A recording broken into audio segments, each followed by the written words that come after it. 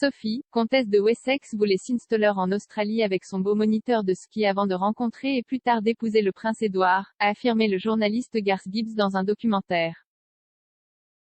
Sophie et Édouard vivent à Bagshot Park avec leurs 2 enfants, Lady Louise Windsor, 17 ans, et James, vicomte Severn, 13 ans. La comtesse est connue pour être l'une des amies les plus proches de la reine dans la famille royale et a été une grande source de réconfort pour le monarque britannique le plus ancien. Cependant, avant de rencontrer le plus jeune fils de la reine, Sophie aurait envisagé de s'installer en Australie avec un moniteur qu'elle avait rencontré lors d'une saison de ski en Suisse. La comtesse de Wessex, qui est une skieuse passionnée, a rencontré l'homme lorsqu'elle est sortie travailler comme déléguée de ski dans la station suisse de Crans-Montana.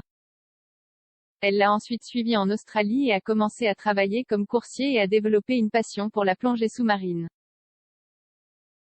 Cependant, la relation du couple a pris fin et Sophie a déménagé à Londres en 1991, où elle a commencé à se concentrer sur sa carrière dans les relations publiques. Elle a commencé à travailler pour la société de relations publiques McLaurin Communication and Media en 1993, la même année où elle a été présentée à Édouard, et a finalement cofondé sa propre entreprise, RJH. Le regretté écrivain Garth Gibbs a coécrit le livre Sophie Kiss, The True Love Story of Prince Edward and Sophie Rhys-Jones. Il a parlé du documentaire de 1999, Prince Edward et Sophie Rhys-Jones, The True Story, qui a été filmé avant que le couple ne se marie la même année. Il a déclaré, « Je pense qu'elle espérait se marier et s'installer en Australie. Quand tout s'est légèrement mal passé, elle a commencé à avoir le mal du pays.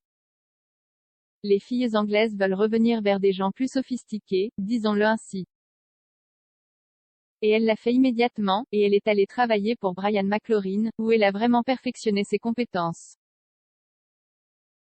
Et sa popularité était fantastique. Elle est très populaire auprès de tous les clients. » Monsieur Gibbs a affirmé que la relation de Sophie avec le moniteur de ski australien était la plus sérieuse avant de s'impliquer avec Édouard. Il a déclaré, « Elle a eu quelques aventures, seulement quelques histoires d'amour sérieuses. Le moniteur de ski australien était le plus sérieux, je pense. Elle l'a suivi jusqu'à elle aussi, mais ça s'est calmé. Souvent, lorsque vous tombez amoureux sur les pistes de neige, il s'avère être un peu un pétard humide lorsque vous rentrez chez vous. » Avant que Sophie ne retourne en Grande-Bretagne, elle a voyagé en Australie avec un autre homme et ses amis.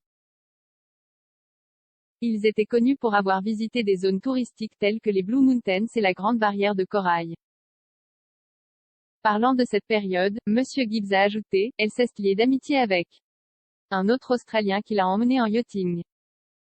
Je ne sais pas à quel point cette relation était étroite, mais il est venu en Angleterre avec elle et a proposé de vendre l'histoire à l'une des dimanches, probablement le News of the World. Mais quelque chose l'a fait changer Davis. Je ne sais pas trop quoi, il n'a jamais dit de mal d'elle.